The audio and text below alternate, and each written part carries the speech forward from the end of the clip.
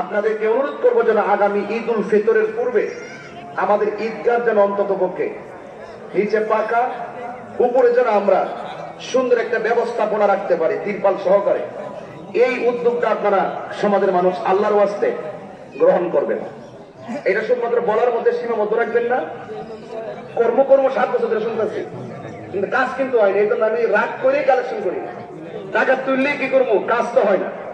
এই সমাজের মানুষকে আর ধোঁকা দেওয়ার সুযোগ নাই। কথা বলেন, ঠিক কিনা বলেন? কাজ করতে হবে, এটা কাজের দরকার। আমরা কথায় বিশ্বাসী হব না, কাজে বিশ্বাসী হব। যদি অন্তত পক্ষে বরাবর মতো এই যে মেহরাব হয়েছে, উদ্যোগ নেওয়ার পরে হয়েছে কিনা, কথা বলেন না, হয়েছে কিনা? এই যে আমাদের এই যে বাউন্ডারিটা উদ্যোগ নেওয়ার পরে হয়েছে কিনা? বাকি কাজ কি থেমে থাকবে? এই বাকি কাজটা উদ্যোগ নিয়েই আমাদের চাইরোডিও আছে, দায়িত্বশীল যারা আছেন সকলে মিলে অন্তত ঈদ উল ফিতরের আগে এই কাজটা হোক। আপনারা চান কি চান না? আরো যারা চান কি চান না? এটা কি কোনো চাপরিত, এটা কি কোনো ব্যাপার? শুধু কয়েকটা মিনিট বলার পরে এই সামিয়ানার জন্য 60-70 হয়ে গেছে না? এই কাজটা আমরা বাস্তবে রূপদান করতে চাই। অন্তত পক্ষে এই ঈদের পরেই অন্তত পক্ষে আপনারা বসে সিদ্ধান্ত, যুগান্তকারী সিদ্ধান্ত নিয়ে আগামী ঈদ উল ফিতর একটা সারপ্রাইজ হোক। এটা আমরা চাই কি চাই না? প্রয়োজনে আমার সার্বিক সহযোগিতা থেকে শুরু করে বুদ্ধি, পরামর্শ, উপস্থিতি, জানে মালে ঘাম জোরে যদি হয়, অন্তত পক্ষে এই ঈদগার ময়দানকে একটি সুন্দর ঈদগাহ রূপান্তরিত করতে হবে, ঠিক কিনা বলেন? এই জন্য আমরা যত ঈদগাতে যাই আমরা দেখি অনেক সুন্দর সুন্দর মেহরাব সুন্দর করে আয়োজন করা আছে। এই জন্য আপনাদের কোনো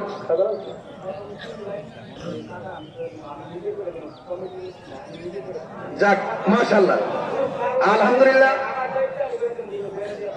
আচ্ছা, আমাদের চাপুর ভুইয়াবাড়ি যারা মরহুম তাজুল ইসলাম ভাই, ওনার ছেলে মোহাম্মদ শাহজালাল ভুইয়া, এই ঈদগাহ পাকার জন্য অন্য কোনো তার ব্যক্তিগত উদ্যোগে ঈদগাহ পাকা প্রথম 3 লাইন সে তার নিজের অর্থায়ন করে দিবে।